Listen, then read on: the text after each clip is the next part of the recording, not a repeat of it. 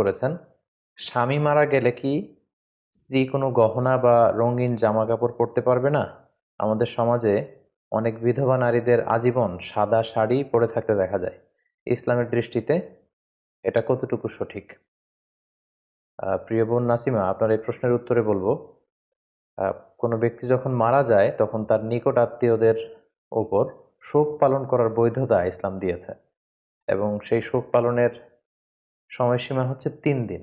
3 দিনের বেশি শোক পালন করা যাবে না। আমার বাবা যদি মারা যায়, কিংবা আমার মা যদি মারা যায়, বা আমার আত্মীয় স্বজন কেউ যদি মারা যায়, সেক্ষেত্রে শোক পালনের বিধান ইসলামে রয়েছে, এটাকে উৎসাহিত করা হয়েছে, এবং সেটার বৈধতা হচ্ছে মাত্র 3 দিন। কিন্তু এক্ষেত্রে একমাত্র ব্যতিক্রম হচ্ছে যদি স্বামী মারা যায়, সেক্ষেত্রে স্ত্রী শুধু 3 দিন শোক পালন করবে না।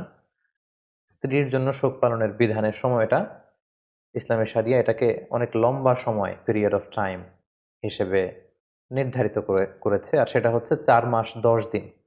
কালামুল্লাহ মাজিদের সূরাতুল বাকারার 234 নম্বর আয়াতে আল্লাহ তাআলা বলছেন,